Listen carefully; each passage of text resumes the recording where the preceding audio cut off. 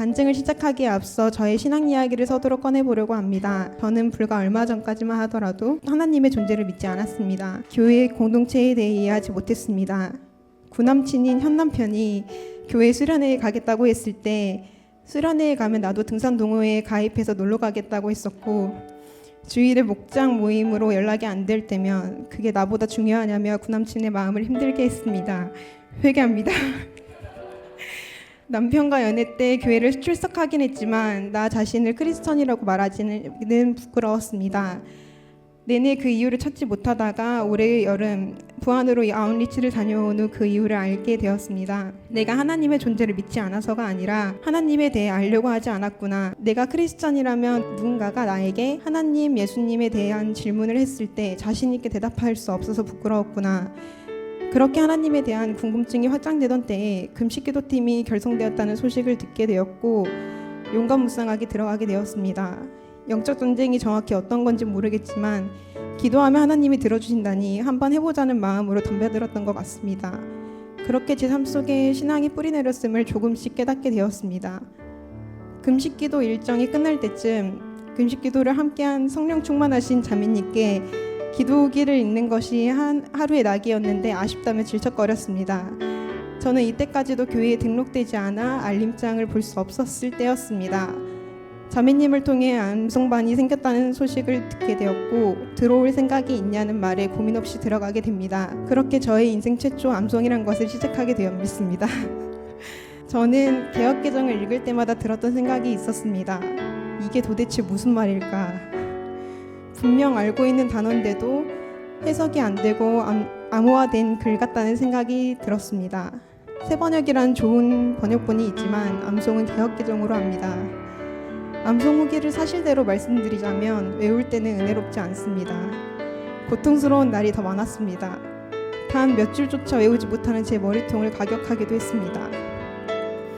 특히 로마서 12장 1절 말씀인 그러므로 형제들아, 이 다음 구절이 외워지지 않아서 남편 얼굴에 대고 그러므로 형제들아만 외치기를 반복하기도 했습니다. 그런데 신기한 것은 암송은 외울 때가 아니라 외우고 난 후부터였습니다. 매번 듣던 찬양이었는데 암송 구절로 이루어졌다는 사실을 새롭게 깨닫게 되기도 했습니다.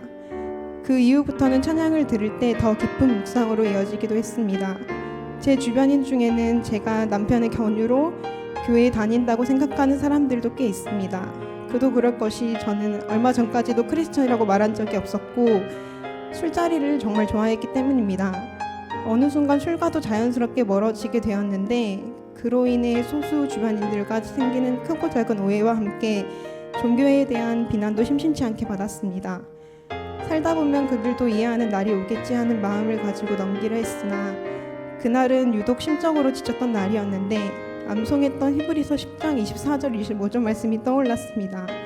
서로 돌아보아 사랑과 선행을 격려하며 모이기를 패하는 어떤 사람들의 습관과 같이 하지 말고 오직 권하여 그날이 가까움을 볼수록 더욱 그리하자.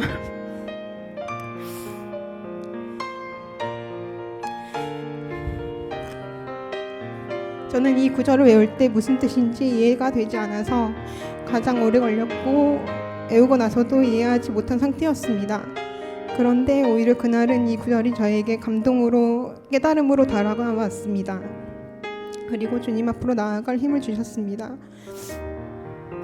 저는 계획이 틀어지면 불안함과 두려움이 많습니다. 예상이 빗나가는 상황에서 오는 불안함을 줄이고자 미리 계획하며 살아갑니다. 저희 부부는 올해 결혼할 때까지만 해도 한 달에 한 번은 올라와 예배를 드리자고 약속했습니다. 하지만 저희의 예상과는 완전히 빗나간 4분기를 보내고 있습니다. 아웃리치와 금식기도, 암송 제자야육, 그리고 지금 이 자리에 서기까지 제가 계획했던 일은 단 한 가지도 없습니다. 중요한 건 이 상황 속에서 제 마음이 불안함이나 두려움이 아닌 감사함이라는 사실입니다. 세상은 생각 이상으로 내 맘대로 되지 않습니다. 최선을 다해 노력해도 그에 대한 보상 또한 확실하지 않습니다.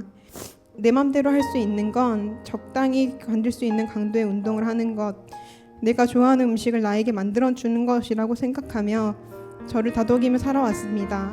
지금에서야 돌아보니 하나님을 보지 않던 그 시절에도 하나님은 저와 함께 하셨다는 것입니다. 남편은 종종 하나님은 인격적인 분이시라서 저에게 막쳐 인격적으로 다가와 주실 거라고 말하곤 했는데 이제는 그 말의 의미가 무엇인지 알게 되었습니다.